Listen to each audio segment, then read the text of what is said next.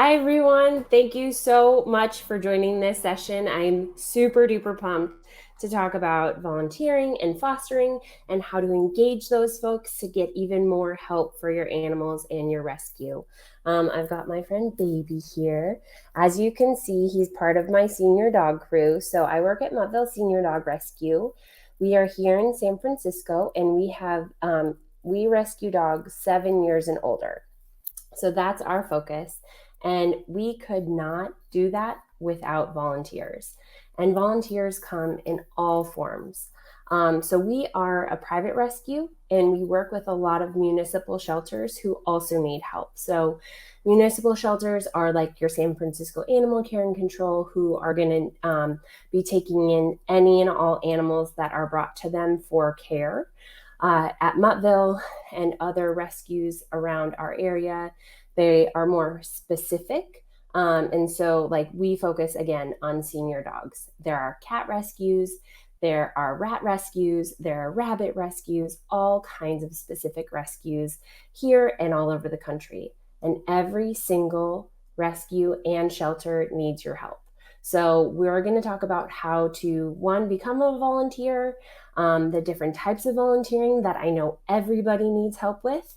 And so I'm just going to pop over to our website so that you guys can see kind of what we have to offer and how our volunteers go about it. So as you can see, this is our website, and we have a few different tabs that folks will click on.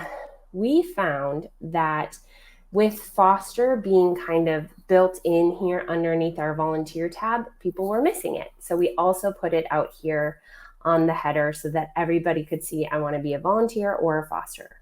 Of course, our fosters are fabulous volunteers. So let's look at our volunteer page here. As we say right off the bat, we could not do any of this without volunteers. We need volunteers. Everybody needs volunteers. And that doesn't mean volunteering your whole week away. It means if you're coming into headquarters, it's 3 hours a week. If you're volunteering in an admin position online, that's maybe 1 or 2 hours a week. So it's not a huge chunk of time, but it really, really, really, really makes an impact on our work because we know we can rely on those volunteers. So we've made it pretty easy, I think, for folks who are looking to volunteer to hop in here. And how can you help? These are the ways that we have folks sign up. So there's a volunteer questionnaire for folks over 18, and then a youth volunteer questionnaire. We want the youth of today to be helping these animals. We want them to be opening up and coming in, learning about the care these guys need, and really understanding that, you know, even if they're old curmudgeon old dogs, they need that loving care too. And then they can go home and talk to their friends and their family and just everybody about how great these rescue animals are. So opening up to youth is very important as well. I'm going to come down here and show you it's not just walking, whoops, as I say, curmudgeon old dogs. It's not just cleaning up after dogs and walking dogs and feeding dogs. There is so much help that is needed out there for all kinds of animals. So for instance, with us, we have adoptions right off the bat. And of course, this is just in alphabetical order. But today we had an adoption event at our headquarters here in San Francisco. Some of you may have seen at 11:45, Pet Food Express stopped by and said hello. And there was only 3 full staff members there. So there was a full-time person who's in charge of adoptions, and then there were 3 pack leaders, and those are the folks who help with our dogs. But there were 30 volunteers on site today. So of the population of people who were there, only 3 were actual hired staff, and the rest have been trained in as volunteers to be there to help the mutts and our community learn about the mutts. So it's really, really important to have that big presence. And of course, weekends are great because generally people are working Monday through Friday, so they can come out Saturday and Sunday to volunteer. So we really help them hone in on adoptions. And that includes, connecting with the community as they come up to learn about dogs, or whatever animal you're trying to get adopted. And they come up, and these volunteers just know how to talk about our animals, which is really great. We also have a behavior training option. So we have actual behaviorists from the community who have offered their time to volunteer with our animals. And this really helps dogs stay in their homes because we have those behavior volunteers who can help support families as their animal transitions into their home. Of course, as we all know, cleaning is a major part of rescue because we want our animals to be safe and to have everything, spick and span for them, primarily for their health and just the comfort of everybody within the shelter. So we have a deep cleaning crew. Development, we can't raise money without the support of volunteers to help us get thank you letters out there, to help us call people. We have a Guardian family, which is our monthly givers, and there are a few volunteers who touch base with them and make sure that they're staying engaged, those donors. So that's not our small staff having to touch these people. It's volunteers who love our dogs, who want to help these donors feel that love, and it just creates more of a family.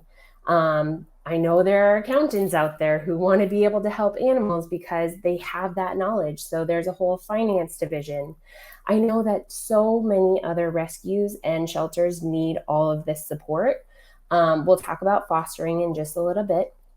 Of course, headquarters is the fun one where the dogs live. I think for a lot of folks, COVID and quarantine and everything kind of changed how we do rescue. I know for us, we were completely foster based for like most of 2020.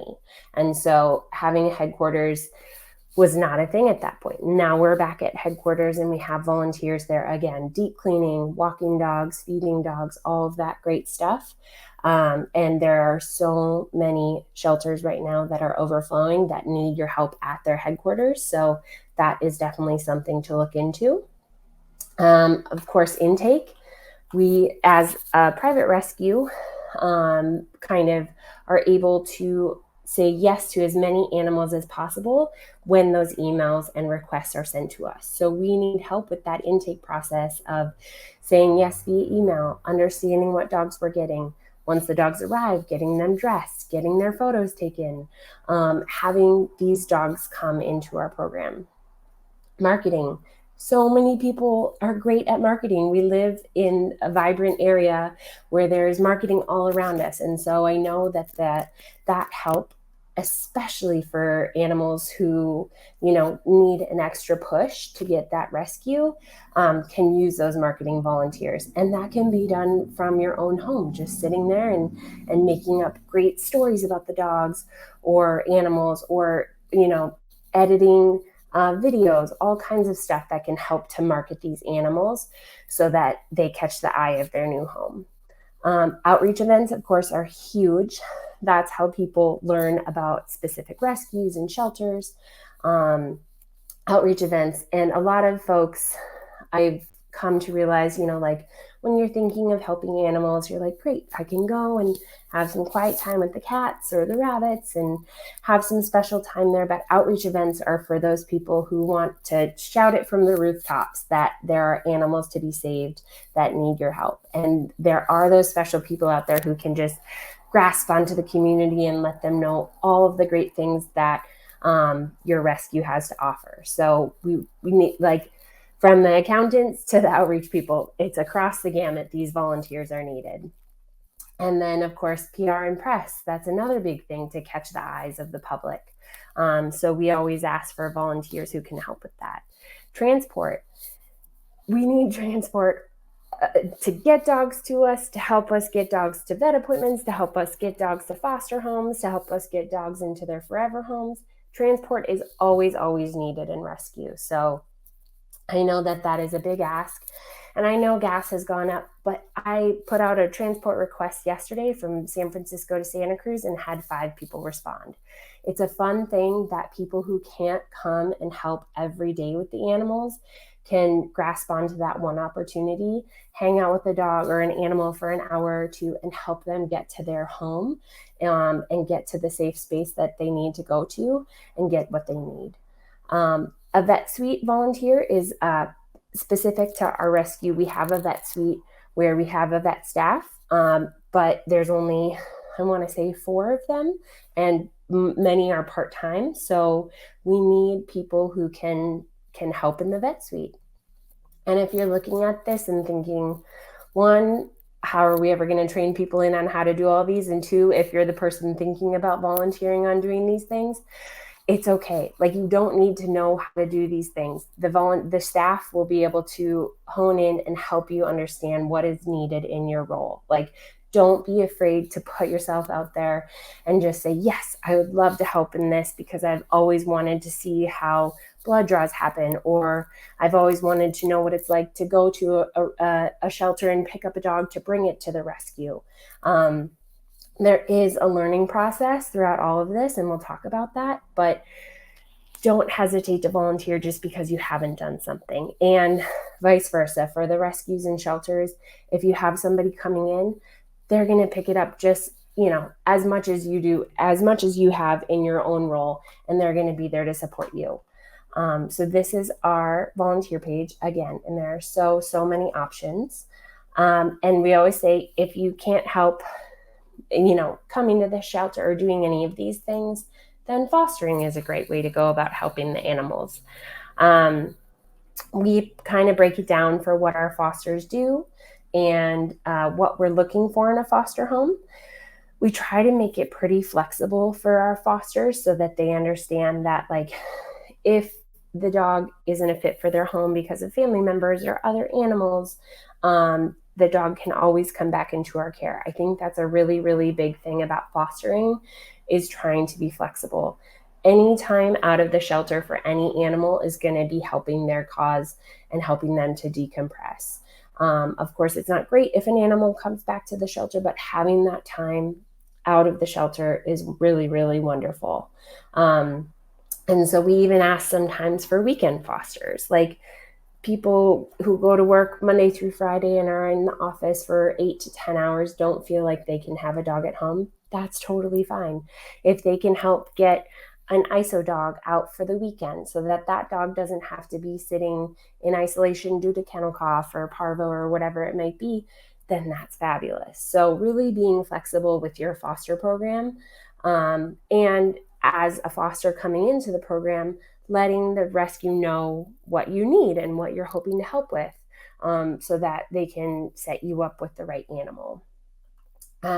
We have a bit of a foster process that is not too demanding. We ask that folks fill out a foster questionnaire, which I'll show you guys in just a little bit.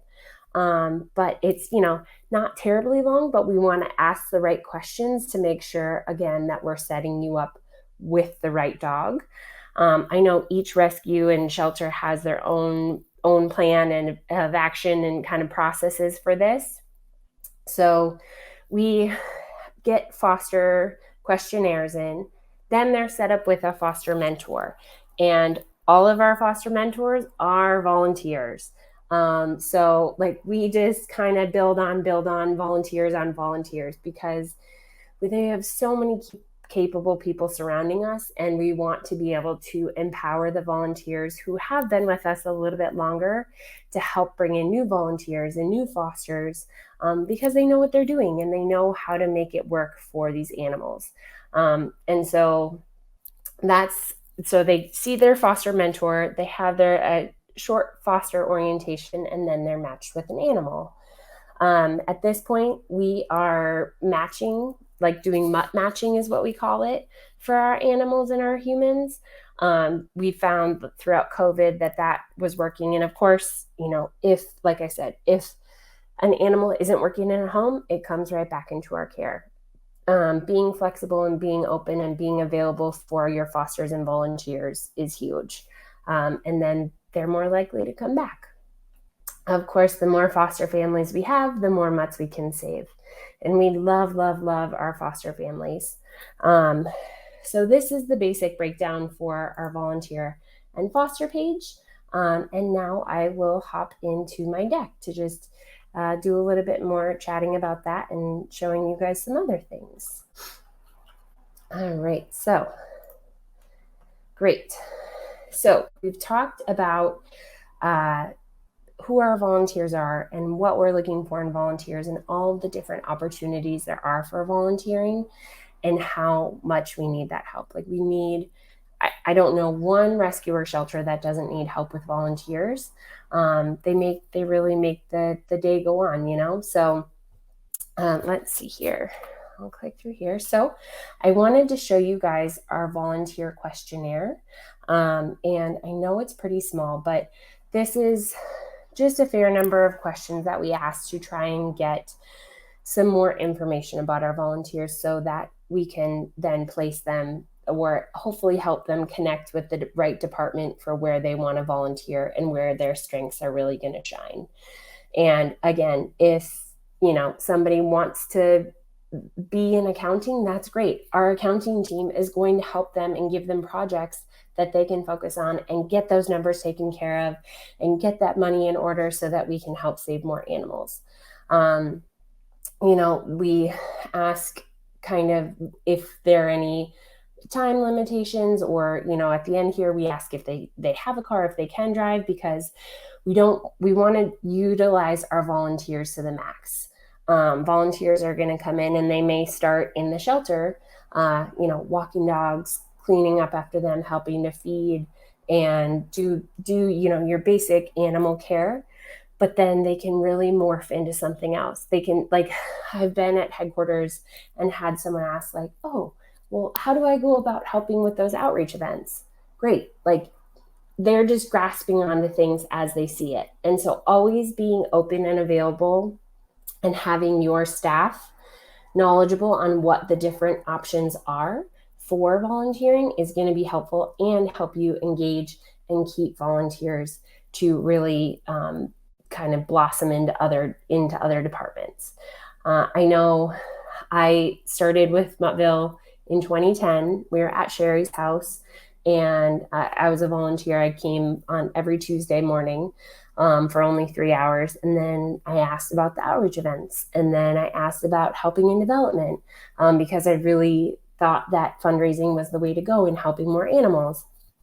And now I work here. But so it's like people will, once they're in the door, they're not just going to stop there. They're going to want to help you guys. And I encourage volunteers who are listening to ask, like just ask and put out your ideas and your thoughts and really connecting with where you're volunteering to see what opportunities are there. Because I know for a fact, like I'm always looking for more volunteers. And I have a team of volunteers who help with adoptions, but of course they all have real jobs as well. And they want to be doing adoptions all day long, but they have to do their jobs. And so the more volunteers that you have who are trained in, who know what's happening within the rescue, the more help you're going to get and the easier it's going to be to rescue more animals. So putting this out here for the volunteer questionnaire so that they can answer any and all questions, giving an idea of what they can do, and then helping them to really be engaged and latch on to what they want to do. Because, we have some folks who, especially with COVID, didn't feel comfortable being around other people, but they really still wanted to help. Great. I will send you instructions on how to get dogs into our system. So you're still part of the intake team, but you're doing it from home.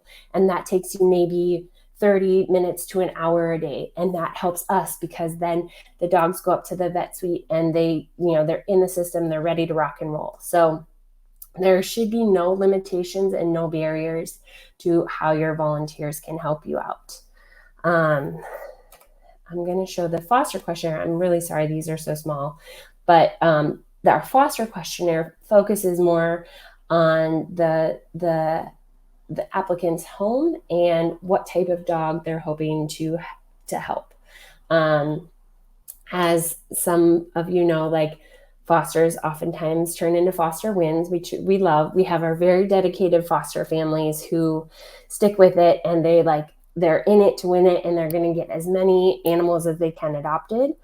But then some people want to start off as fosters to see if the dog is right for them, or to see if having a dog in their home is right, depending on if they have kids or other animals or whatever it might be. So getting as much info on your foster questionnaire as you can. We focus on, do they have stairs? Of course, having senior dogs, our bigger dogs can't necessarily do stairs a lot of times, but stairs, what their home environment is like, if there are kids, if there are other animals, who's all in the home, is everybody in the home ready and willing to have an animal in the home, things like that. And having a web of not just one person to welcome them into the family, but other volunteers, their foster mentor.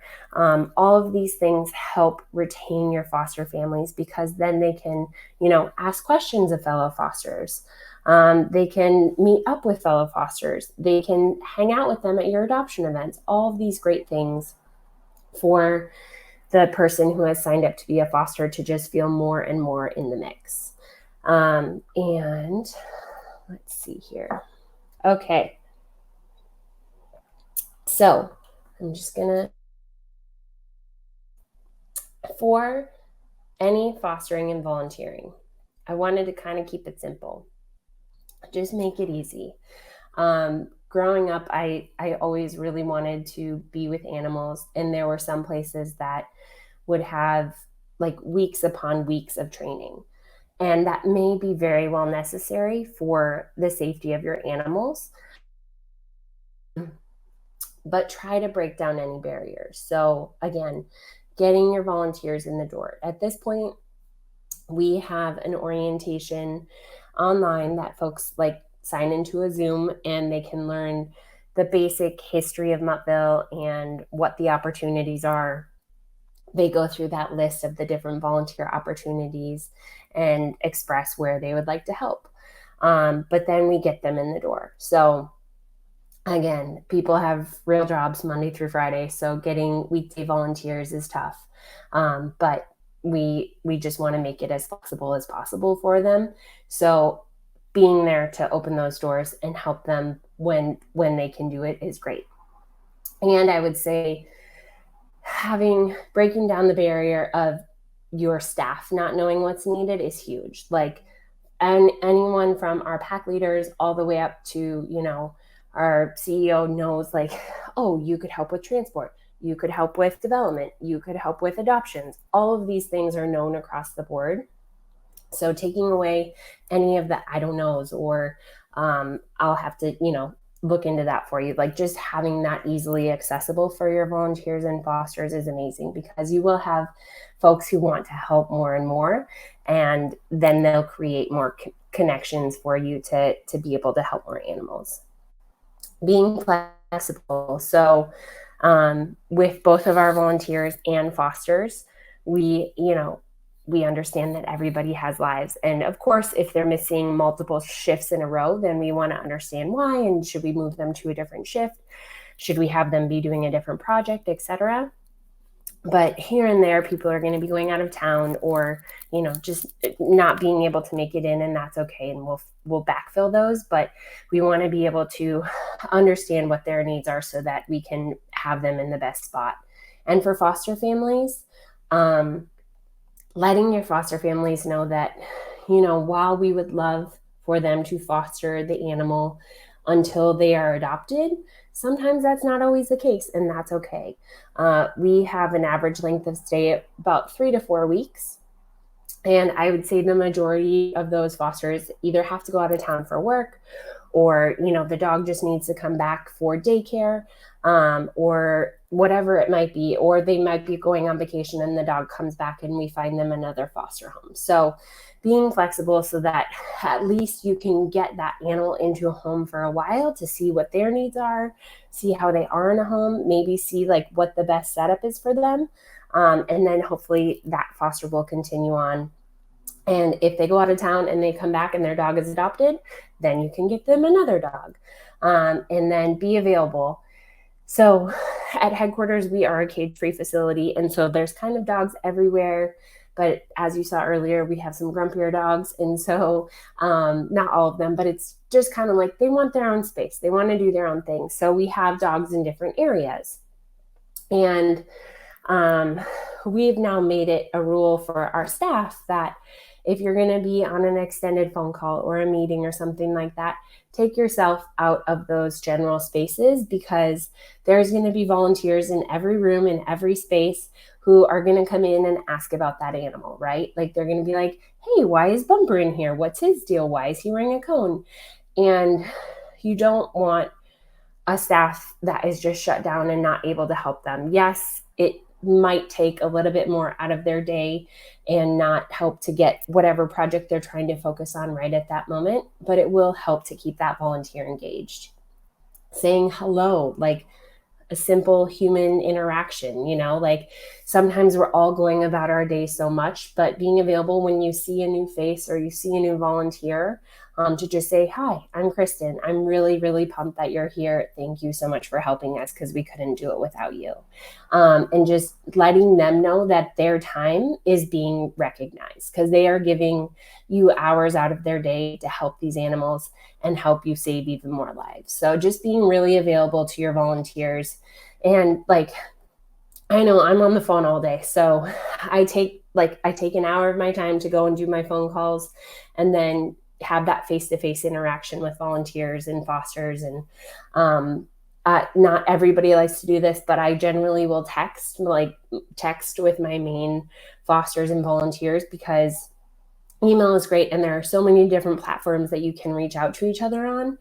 But texting is just super easy for me. And so it's like, okay, I know that Lauren could maybe take this dog on Monday and then he could get out after his neuter. Let me see if she's available. And so that also creates those relationships. And then your volunteers know that you know who they are and you know their strengths, and you know, like, oh, Friday morning shift is going to be light. I'm going to see if Kevin can come in. And if he gets a text from you, he's probably most likely going to be like, yeah, let me see if I can work things out and ask work if I can, come in a little bit late so I can come in and help do a breakfast at least, or something like that. So being available and making those relationships with your volunteers and fosters, I think, is really important, because they're your people and they know that you rely on them. We've had a lot of friendships come out of our volunteers and fosters, and we just celebrated a 40th birthday this week, and there was like many people from all different areas who came in and celebrated this birthday. So being there and making those relationships is really impactful. And then being thankful. And I think being thankful to your volunteers for whatever time they can give is huge. Letting them know that they are doing so much for you. Yes, you've taken time to train them in and help them to be successful in what they're doing, but being really thankful to them is going to be really the most important. All right, so I am going to hop into questions now to just kind of give you guys some time to ask me questions. And if there's anything that I missed or that you want to learn about, let me know. Let's see. All right, how do you match foster pets with foster homes? Do you matchmake or is it more random? We definitely matchmake. So I was working at my friend's house a while back, and she was like, are you looking at a dog spreadsheet? And our capacity for care is 80 animals. So I know that's lower than a lot of places, but we try to track our animals as they're coming in. So we have this week, next week, and the week after. And we have foster volunteers who know these foster families, they're foster mentors, and they go through the apps and they reach out to fosters to say, hey, we have this poodle coming in. I think it would be a great fit for your home. And then they match them and they set up a day for them to come in. We are currently getting animals Tuesday through Thursday. Again, we have that ability because we're private to say like, oh, we're only getting dogs on these days. So that kind of helps our scheduling of everything. We used to get animals all the time and it was a little chaotic. Now that we've set up those days, it's become pretty streamlined. So we know the dog is coming in on Tuesday. they're going to have their vet exam and see our intake person to get their photos, get their harness on, just kind of generally get an idea of who the dog is, see if they need any emergency surgery or anything like that. And then we have a foster ready and waiting to pick them up on Wednesday. And so we have foster pickup hours on Tuesday, Wednesday, Thursday. But so for the new dogs of that week, they start going home on Wednesdays. And we have, I'll step back a little bit, in our foster program, we have a volunteer who will, there's an automatic report. We use Shelter Love. There's an automatic report that bounces out and says, these dogs were adopted last week. That foster volunteer will take that list and reach out to all the fosters of the animals who were adopted and say, hey, great going on getting baby adopted. Can we send you home with another foster? And then they either reply with, yes, we're ready to rock and roll and take on another foster, or they say, I'll be back in October after my vacation, and I would love to take a dog then. So, and then we have a volunteer who captures that information, and we'll follow up with them at a later date. So we definitely match make. And some people, like, they tell us they only want hypoallergenic. Totally fine. Once we get poodles in, we'll look to those folks to take on those foster dogs. Fortunately, we have a lot of folks who are Chihuahua fanatics like me, and we have a lot of Chihuahuas in California that need to be rescued. So we can turn to them and understand that they'd be up for taking in these Chihuahuas. We have really been trying to focus on foster families who can help with behavioral needs. Nothing crazy, but just like if a dog is uncomfortable and might not want to be picked up, or if a dog just kind of needs time to decompress because they came from a hoarding situation, or whatever the case may be, we have kind of a set of foster families who we know can help those dogs in particular. So we have different pockets of fosters that we can match. But we love new fosters. It's so fun when people get to know how great a senior dog is. And I know all rescues need that. So that is how we do that. What should a new foster home expect in the first few days, and how can someone prepare? This is a great question. So we always set the bar really low. Like, without fail, an animal is probably going to have an accident. Cats, I guess, are probably better with their litter boxes, but just really setting up the foster family to understand that they're taking in an animal who's gone through a huge transition, and they are going to need time and space to kind of just decompress. There are always those outliers of animals who are like, great, I'm in a home, let's do this, like they're just set and ready to rock and roll. But I think the fact that people are opening up their homes and ready and willing to take in an animal is already a step to them understanding that this animal is going to need some time to decompress. I would say expecting the animal not to eat for your first few meals is really common for us anyways. Different potty habits, because the animal is trying to figure out where they're supposed to go to the bathroom, what the schedule is of the human that they're with, if they've even been living in a home before they came, things like that. And so also anxiety. So an animal has just gone through a big transition, and so they're just going to need some time to have their human help them to decompress and recognize that they're in a safe space, and they're going to be okay. And there are so many resources out there now for people to read through and watch for alone time training, and just different trainings to help the dog settle in. And if there are other animals in the home, I think making sure that the folks are on board with keeping dogs, for instance, especially keeping them separate for feeding times, just recognizing that they're going to need to be focusing on these animals as they interact with their other animals at home. But kind of, it'll be a blur, I think, for those first few days, but then you start to see the shine in these animals, and they really just settle in and they become so fabulous. And then you get to help them find their forever home, which is like beyond amazing.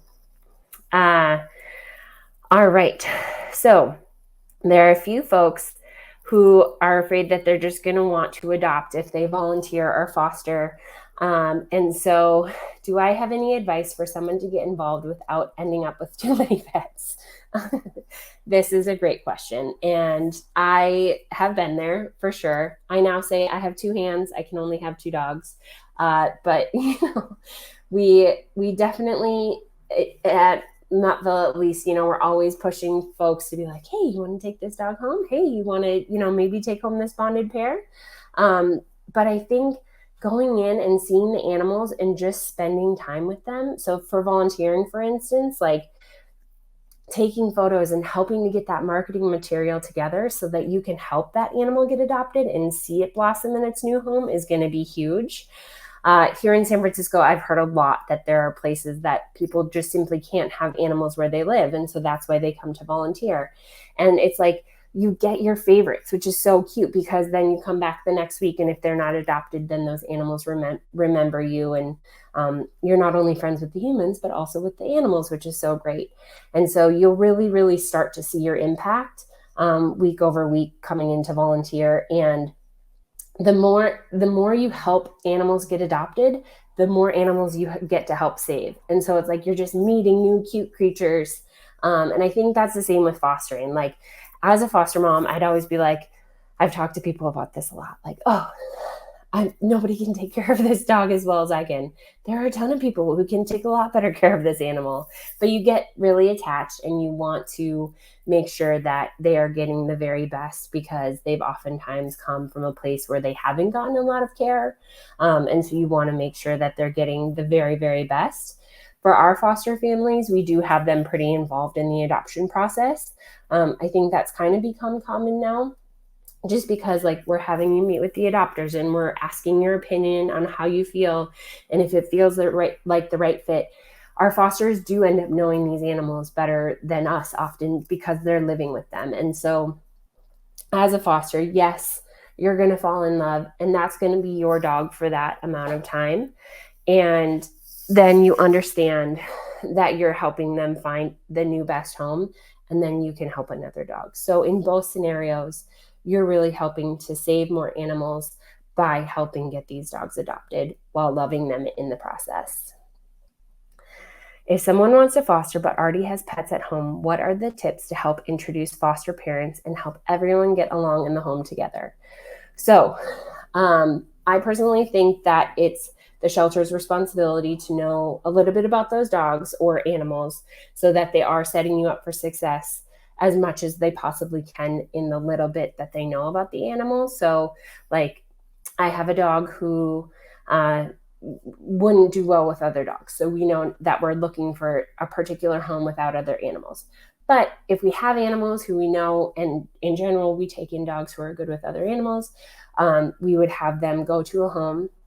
We always do a loose leash walk, because your foster dog is going into a home where that's the other dog's or the other cat's home. That's where they live. That's their space. So we want to make sure they're comfortable first. So for dogs, we do loose leash walk. And like I said earlier, we always feed them separately. So like if your foster dog needs to eat in the bathroom or the entryway or somewhere away from your dog so that they feel like they have their own space and they're not being invaded on, then that's great. I generally say take toys and treats and situations and like chewy bones and stuff out of the picture until you know your foster dog better, just because those can be things that can be guarded, and those are resources that dogs can fight over. So taking those out and just giving them all your love. And then for cats and dogs, I don't have a ton of info on cats, but cats and dogs, I know, for instance, like we always want to make sure the cats are safe. So we ask that folks leave a leash on their dog for at least 48 hours. My dog is naked right now, but we have like soft harnesses that all of our dogs wear. And then we attach like a light leash to the harness so that if they do start to chase, you can grab the leash and everybody's safe. We ask that the cat can eat on one side and the dog can kind of eat on the other side so that the cat can get the dog's scent and understand that the dog is in its own space and the cat is here. And or we've had dogs go home with rabbits and stuff. That is just the foster needs to know their rabbit or their other animals well enough to understand if they'll be comfortable having a dog around.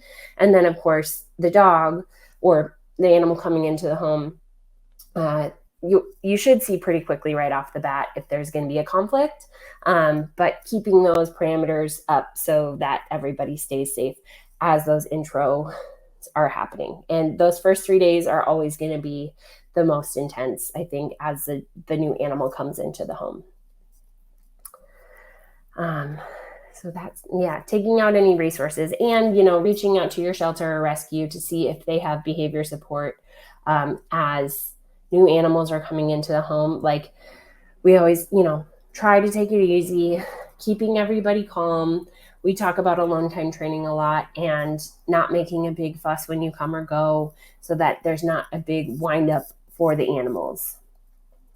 All right, if someone has a couple of hours a week to do rescue work, what's the most useful way they can help in that time? I really, really, really love our admin volunteers.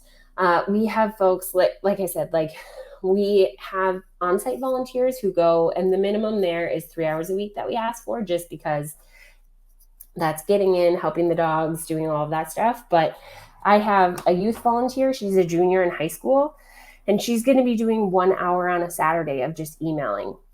I've found that in our rescue work, touching people as soon, like adopters, fosters, whatever type of people who are reaching out to you to ask about your animals, getting back to them in a timely manner is huge. So if you have a few hours, any day of the week, seeing if you can help out with emails or sending thank you letters or sending welcome letters, or hopping on the phone. I mean, I know that nobody does phone calls anymore, but that's how I get dogs adopted, is by calling up, especially our senior community, because the internet, email fails sometimes, or it goes to spam and they're like, what the heck? I never heard from people. So offering up your time to connect with the community that is looking to help these animals is huge. And I know our different departments give out different projects that people can do on their own time. So in accounting, for instance, like entering stuff, I don't do any of the number stuff, but I know that they have projects where people can just sit in front of the TV and they know they're still helping, or editing photos or making videos, doing all of those edit things that are now on the computer that people can help with, that a lot of us in rescue don't have those skills, because those are such certain skills. So hone in on your skills, ask if you want to learn a new skill, and I know for a fact that there will be a few hours that you can help with every week, for sure. All right. Thank you all so much. I'm Kristen from Muttville. We're all so thankful that you guys are out there and wanting to learn about being volunteers and fosters, and I just can't say enough how much your help is needed, and just being open as shelters and rescues to welcoming new fosters and volunteers. And thank you. I really look forward to hopefully talking to some of you all in the future, and good luck in your rescue work. Thank you so much.